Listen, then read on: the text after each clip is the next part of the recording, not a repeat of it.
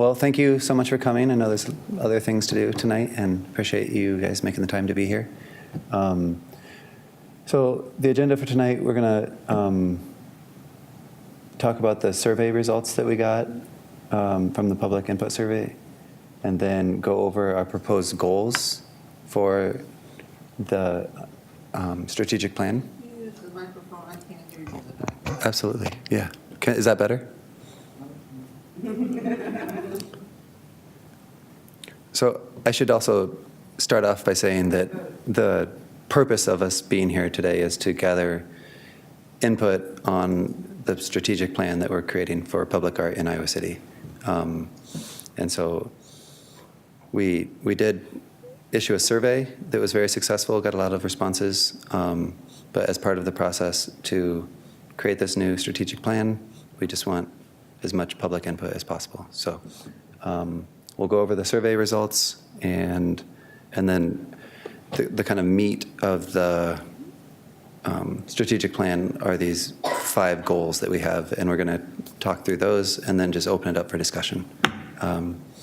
So the process going forward from tonight is we'll take all the input and draft a preliminary strategic plan and present that to the Public Art Advisory Committee on June 6th, which everyone is welcome to join those meetings as well.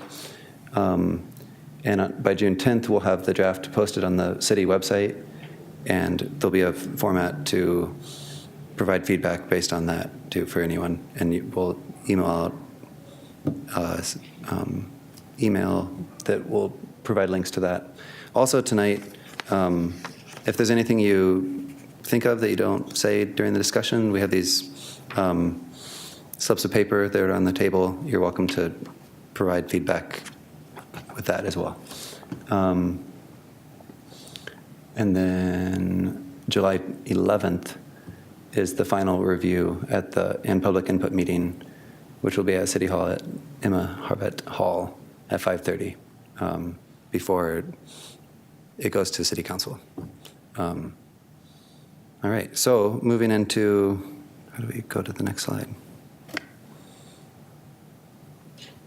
Do you know how to go to the next slide?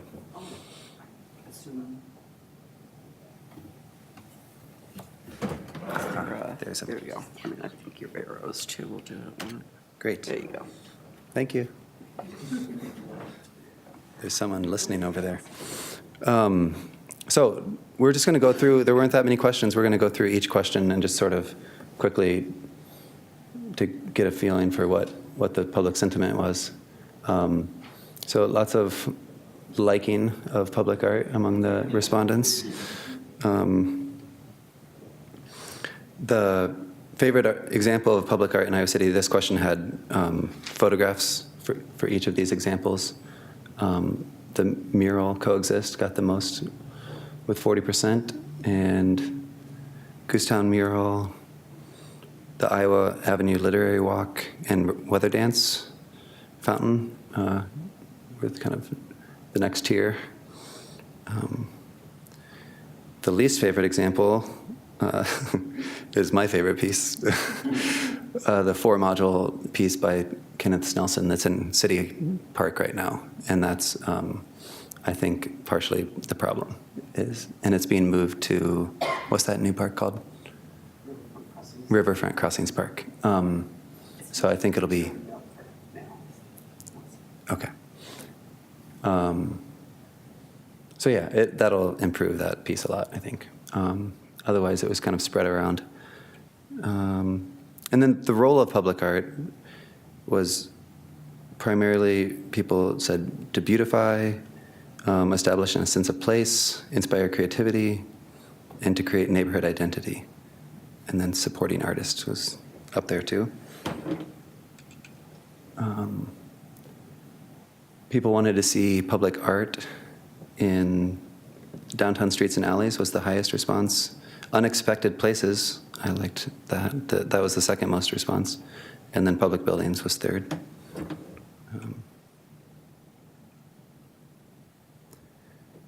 The type of public art people enjoy most, murals got by far the most. 80% of people picked that as their top 3. Sculpture was next, and then wayfinding, signage, and street furniture, like benches, were after that.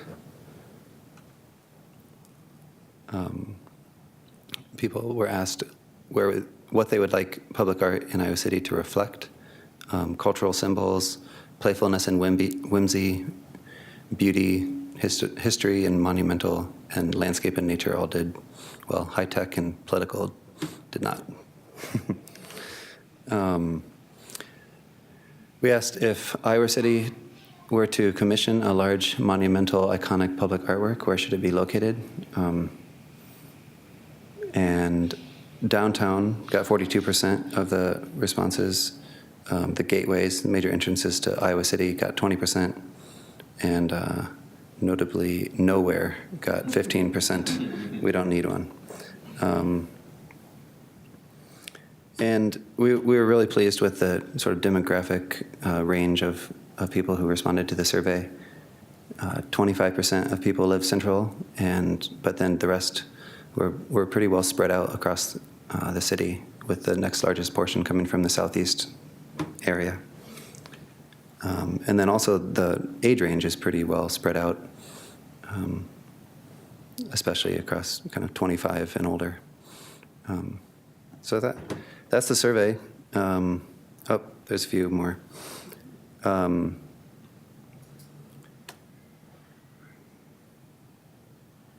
So these are just some of the comments that people were written in about their favorite things that weren't on the multiple choice. So the benchmarks got the most love, and the murals. The least favorite was the five people noted that the Iowa Avenue Literary Walk was slippery and dangerous during winter. And some general responses, 17 people wrote that public art, there needs to be more public art outside of downtown. 12 people noted that public art, we need more public art, specifically in Iowa City's marginalized and underprivileged communities.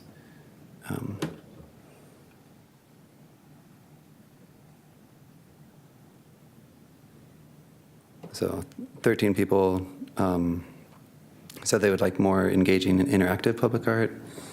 And you can just read through those. I don't need to read all those to you. I think that's...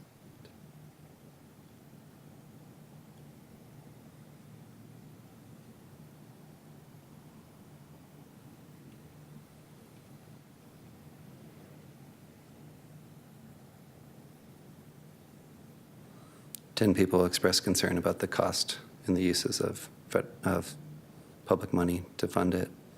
10 people expressed concern about a large iconic piece of public art. 8 people expressed desire for a community art center or gallery. All right, so Marsha's going to take us through the goals as they stand now.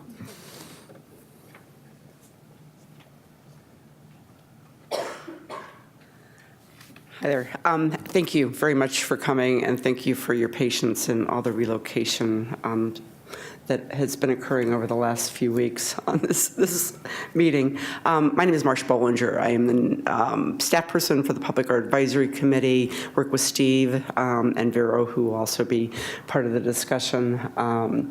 And what I'm here to do is kind of walk through where we're at in terms of some goals that we have established. And I want to preface it by saying that this is very preliminary. This is just things that we've been kind of compiling over time based on the survey results. We've also had 2 arts professional meetings where we've invited local artists to come and kind of do an initial feedback process to kind of give us some guidelines on how we should approach things. So it's it's very much the beginning. There's printed off versions of this, and if you don't have one of those, please pick it up. These will be posted on the Public Art Strategic Plan website, and that website is on the little business-size cards that are there too.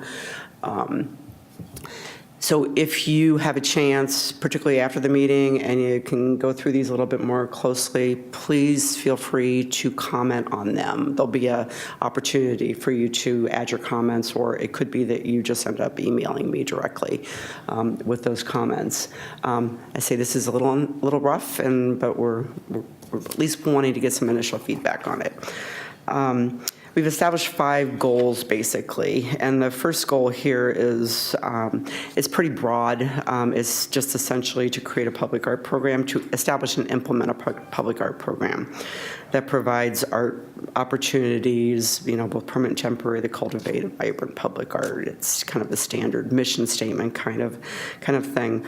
In terms of the action steps, and also, these action steps will have a timeline established as part of them.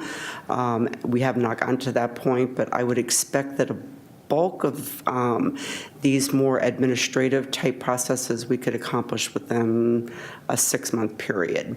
And that will be handled primarily with the Public Art Advisory Committee, although there will be opportunities for, again, public input and review. So if you've signed up on the sign-in sheet, I will be continuing to provide updates on where things are at with that. The first is when the program was started back in 1997, so it's been over 20 years that it's been in place. There were a certain set of procedural type guidelines that were established for the program.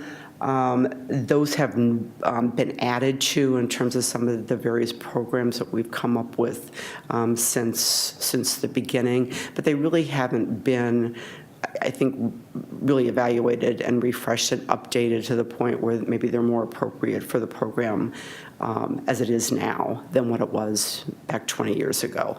20 years ago, the primary focus for the public art program and why it was established was because we were revamping the pedestrian mall. So this is a second go-around, what you're seeing now. And there was great support for having some pretty significant public art installations occur as part of the Ped Mall. And that's what you see with the Weather Dance Fountain. There's 5 sculptures. There's the jazz sculpture, bronze, ties that bind. There's the 2 granite and glass. Those are all actually being just relocated to some degree, but they're staying on the Ped Mall.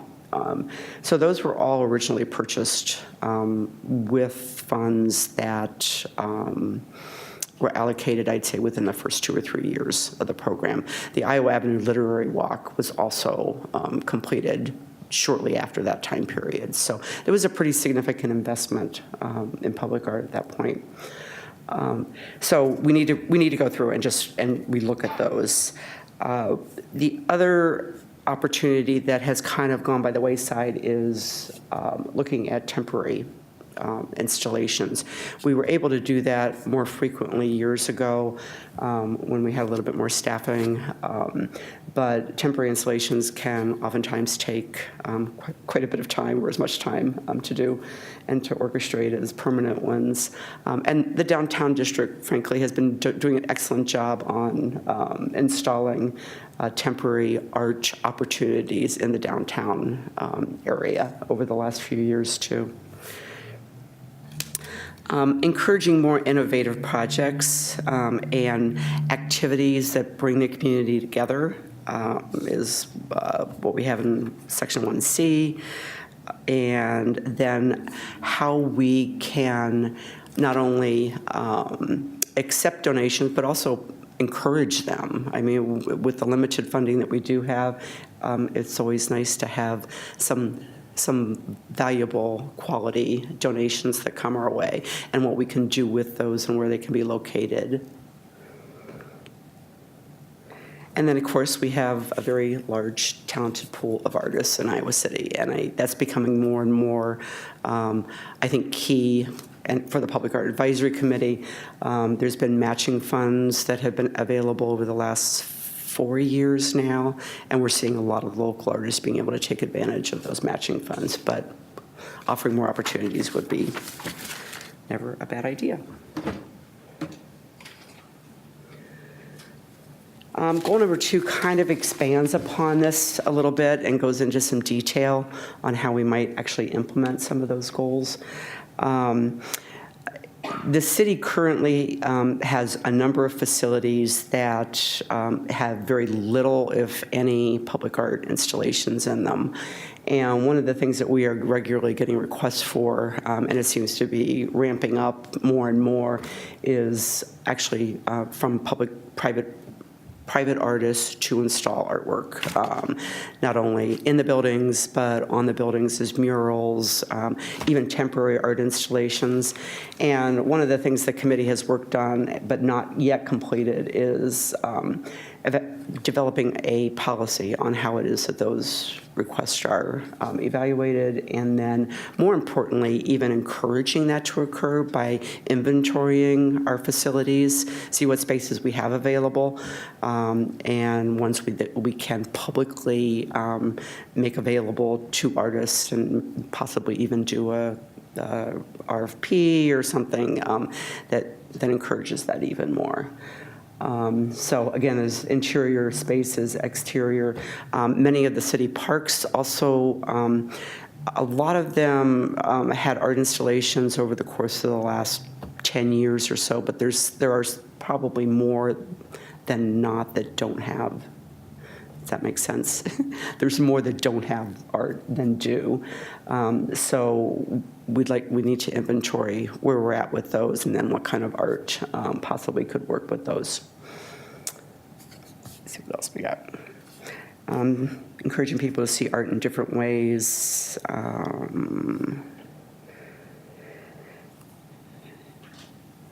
The generate the community involvement with art projects in 2C. Years ago, there used to be a neighborhood art project that was actually funded through the public art program. And there was funds that were set aside that would enable the neighborhoods to request funding, and under those conditions also be willing to put the time and effort into working with an artist to determine what kind of art that they best felt would represent their neighborhood. And one of those, 2 or 3 of those projects that I think maybe a lot of you are familiar with are the Goosetown geese that are on top of the street signs, the north side markers, and all those are pictured in the map that we have.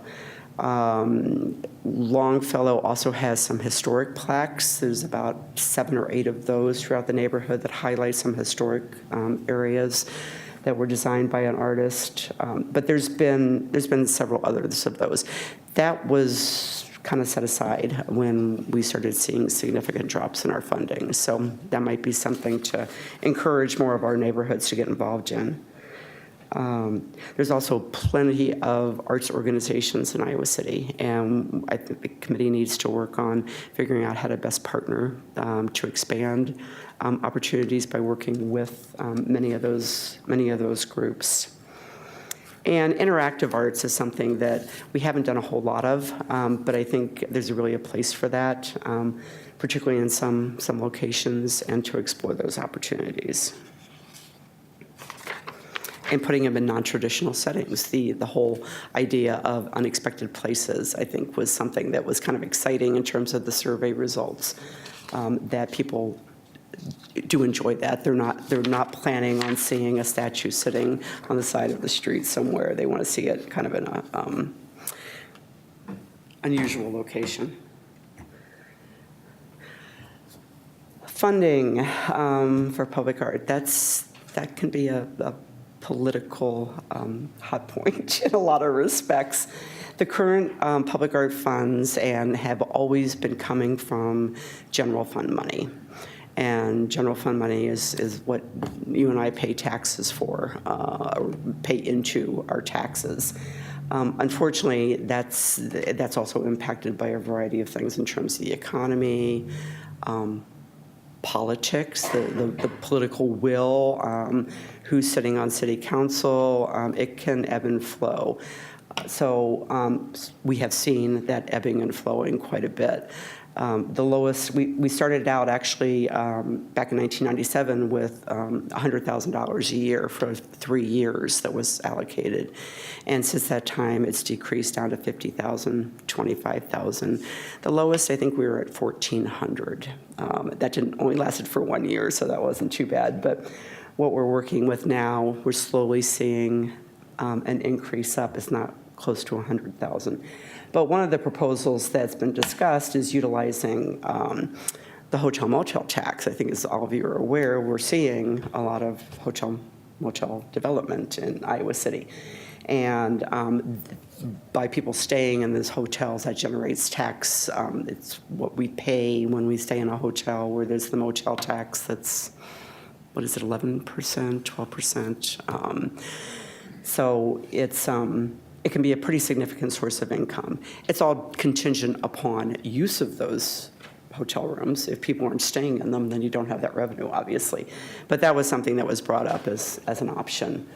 There's also grants. Grants take time to write, but they're out there. Iowa Arts Council provides grants on a regular basis. The National Endowment for the Arts have funds. Private fundraising is something that we have not necessarily gotten into. We did pursue it when we were looking at installing a fairly significant art piece in the pedestrian mall several years ago. But that came at an unfortunate time, and politically it didn't proceed, but that was going to be considered. The other thing was to establish an endowment fund. And if we do or see some success in terms of private fundraising, to set some funds aside in an endowment fund that might then just start generating interest and be able to be used on a little bit more flexible basis than the general funds that we have available now. Private development. This is something that's slowly kind of coming into being. The Riverfront Crossings redevelopment area, I don't know how many are you familiar with that.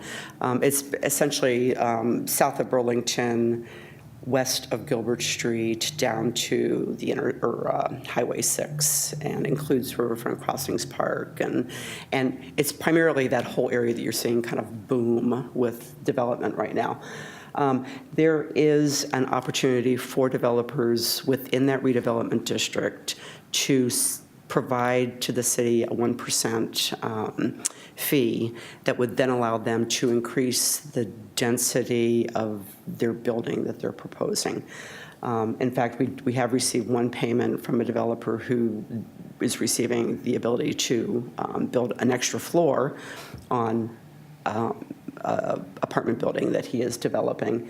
And some of those funds are going to be used to relocate the Snelson sculpture that was voted as the least popular down to the Riverfront Crossings Park. So that should be happening probably within the next 3 or 4 months, we hope. And then capital projects are another funding option that many communities have used in the past. What happens with those is capital projects have a percentage of money set aside, could be 0.5%, could be 1%, that then is set aside for public art that would be incorporated as part of that capital project. That works in some cases. For sewer projects, that doesn't make really much sense. You're not going to be able to include art, but say for bridges, for city facilities, for anything that might have a visual presence that art could be incorporated in, that might be an opportunity. And then, Vera, I'm going to have you kind of talk a little bit about that whole component of conservation and. Thank you, Marcia. Hi, everybody. Thank you for being here. I'm Vera Rose Smith. I am the chairperson of the Public Art Advisory Committee. Really happy to be on this subcommittee, helping determine the future of public art in Iowa City. So I'm also a museum professional, and I deal with collections all the time in my day-to-day work. And so for me, I think it's really important to have a life plan for every artwork that we take in as a city and every work that comes to us, even in a temporary form. We need to have a plan for how temporary is temporary. If we're commissioning a work to be made, we should have an idea of how long it will be in its current state from the moment it's delivered to the moment it starts needing conservation. And we should also be doing things like having regular valuation assessments and insurance valuation assessments so that we know the depreciating costs of that artwork over time. The art doesn't depreciate usually appreciates, but the cost of maintaining it will equally appreciate depending on the type of maintenance needs. So for me, it's really important that we are being fiscally responsible with the money that is set aside from our public dollars to go towards art and make sure that we have a plan for what happens to it over time. So having this type of assessment happening regularly will also help in terms of accessibility. And what I mean by that is having updated maps, because we're already going to be going around doing these types of condition assessments. We're adding new artworks all the time. Sometimes those artworks aren't coming directly through the city, but it'd be nice to have a comprehensive database of everything that is viewable from public vantage points in our city so that we have a broader view of our cultural assets here. And so that's part of this work. And this is costly. Sometimes conservation, depending on the type of object, depending on when it was made and by whom it was made and how it was made, it can be really expensive to repair, especially if it's gotten to a point where it needs significant conservation work. So this is all preventative maintenance.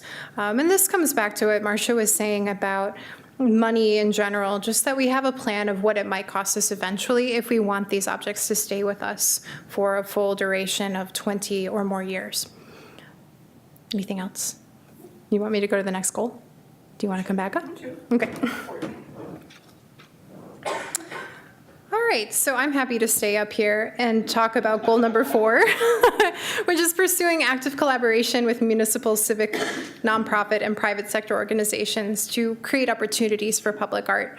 So I'm lucky that I get to work in a public art museum at the Stanley, which is part of the University of Iowa, and we have partnered with the city before on various projects that we've done, as well as the downtown district. And I think that there is a real need in this community for figuring out pathways for those collaborations that are easier so that we don't have to reform relationships every time we want to do a really amazing large-scale project. So some of our action steps for this is to develop a process that enables arts program staff and artists into early design discussions and planning for all capital projects in the public right-of-way. So that means anytime the city is interested in building a new facility or improving a roadway or changing anything with the Ped Mall, that very early on, both artists and developers are in the room together to talk about the possibilities moving forward in that project. And to do this, we need to be able to inform and involve city departments about all the plans and potential for implementation of these master plan guidelines and procedures. So it's about collaboration, again, getting everybody into the same room at the same time for the same meetings so that we have access to the same information and can make informed decisions together. And then we'll need to identify and meet with key departments where public art partnerships and collaborations can be developed. And so I think these are departments that are internal to the city operations. Is that correct, Marcia? Mm-hmm. Yeah, so there are a lot of people we were finding in previous meetings through this public input process that hadn't always been at the table when it came to talking about public art, particularly when we are getting these wonderful submissions of ideas from citizens who just want to see art somewhere in their neighborhood. We don't have a process for that. And in some cases, it's going to take 3 city departments to make an idea like that happen. So we need to have a pathway for communication for that to be really effective. Number 3, work within existing city committees to consider wayfinding projects that might incorporate artwork. And I would expand this to include historic preservation efforts as well. There's a lot that we could be doing with other committees, so this is more of a public art committee task, but certainly something that we hope to implement. And then cultivating partnerships in all sectors of the community to assist with the acquisition of artwork and spaces for artwork or arts activities. I'm really excited that so many people want to see art in unexpected places. And I think that takes a lot of collaboration from many different entities. And so what does unexpected mean is a conversation we now get to have. And usually that means some combination of ownership of the property that's in question. So it's partially private, or it maybe is in communication with a public property, but there's some kind of ambiguity in both ownership and purpose for that space.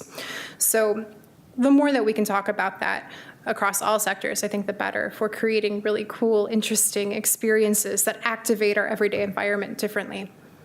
And then finally, promoting and incorporating public art and private development. So this is already starting to happen, which is great, and we'll see how this project goes and hopefully have a framework for moving forward as a committee and as a city.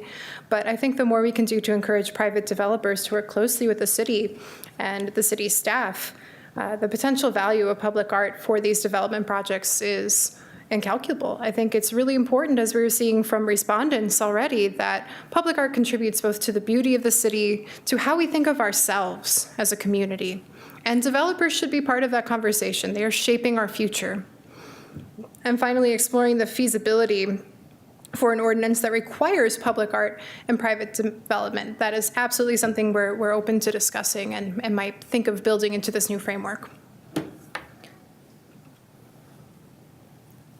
All right, and finally, goal number 5, before we get into our discussion of all of these goals, building awareness that promotes understanding about public art and the benefits of the arts in general. Clearly very important to me as a museum professional, but also I think about the couple of people in our survey that responded, they don't get public art. I want to meet those people, and I think you folks in this room probably do too. So we need to develop a promotional campaign that talks about the city's public art collection in a way that targets all available media and that will reach all segments of our population. This can't be a single channel venture. We got to talk about this at every level of our communications as a city, as individuals, from people to people. So we'll identify and implement community awareness strategies. One of those strategies that we've talked about in previous meetings, so the meeting that we just had with our Arts Professional Steering Committee last week, we talked a lot about a digitally interactive map as maybe one of the strategies for implementing public awareness. And that could be really cool. And there are plenty of other cities that already do this, so we have models to look to.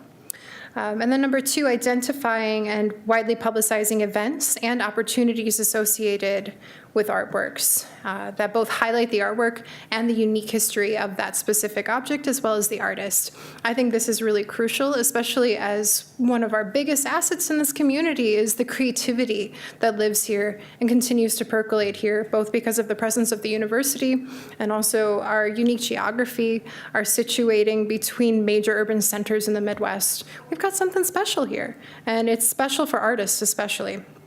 So finally, assembling and maintaining a variety of communication and or media networks in order to target audiences of all ages, backgrounds for these messages. So those are all of our goals. That's a lot of information. You have it in writing in front of you. We're going to take a couple of minutes to transition into a more conducive format just for open discussion. Circle, does that sound okay? All right, so let's circle some chairs together so we can face each other and have a real conversation.